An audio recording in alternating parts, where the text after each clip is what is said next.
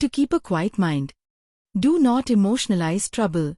It is the purpose of this chapter not to deny or belittle the existence of trouble, but to offer some helpful suggestions for dealing with trouble realistically. So let us first admit that there is trouble, that trouble comes to us frequently and in varying amounts, and that we cannot prevent it. Therefore, we must learn to accept trouble and sometimes to live amid troubles, without being overwhelmed by them.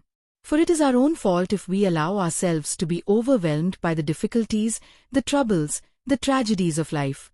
When I was a very young man, I read in a publication of that half-century ago, these words which I have remembered ever since. Life is real, life is earnest, but you don't have to get red in the neck about it. It is the excitable, emotional, trouble-sensitive people who find something wrong in everything and get red in the neck, in their frenzied, annoying efforts to set everything right at once. So they stew inwardly until their emotions are a seething, boiling mess. It would help us to deal with trouble if we understood what trouble really is. Trouble is neither a reward nor a punishment. Trouble simply is a consequence. Being a consequence, trouble may be avoided by avoiding its cause. This often is possible. But if some trouble cannot be foreseen or cannot be avoided, so be it. Trouble will arrive and will have to be dealt with. The first and constant requirement is, do not emotionalize trouble. By emotionalizing trouble, we overemphasize it, whatever its nature. If we do not emotionalize trouble, our degree of difficulty with it becomes merely a means of measurement which states the amount of physical, mental and spiritual effort required to surmount it. Then our difficulty with trouble has no more significance than a yardstick. Trouble can grow in significance only as we emotionalize it. We intensify trouble by communing about it. We protest too much, Shakespeare would say.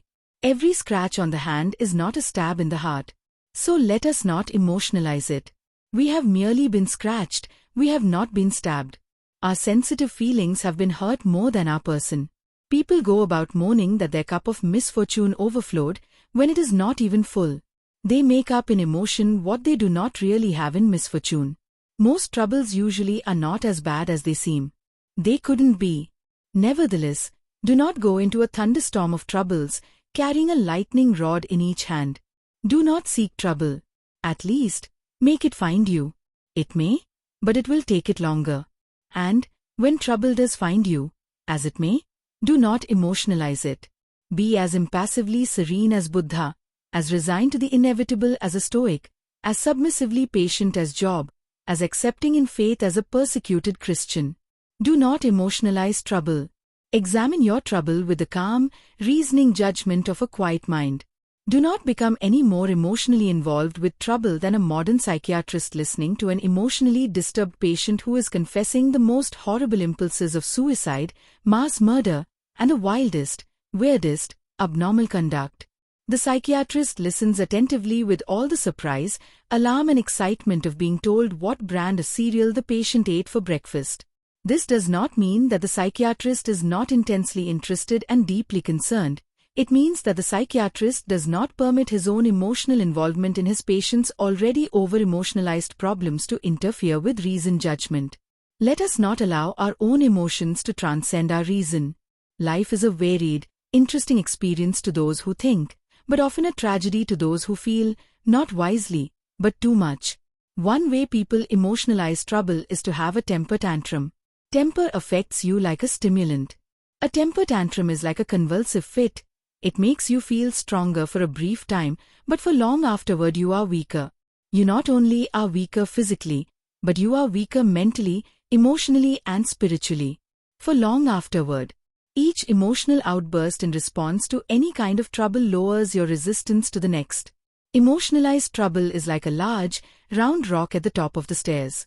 Once it starts thudding downward, it cannot be stopped midway, but continues its disastrous descent until it hits emotional bottom, with a personality-shattering crash. Trouble is sufficient unto itself and should not be escalated by emotion. Instead, trouble should be repaired with a gentle touch. You cannot fix a damaged watch with a hammer. You cannot repair the timepiece of life with hard blows, but rather by carefully regulating each minute so that the hours will be adjusted in harmony with the master clock of eternity.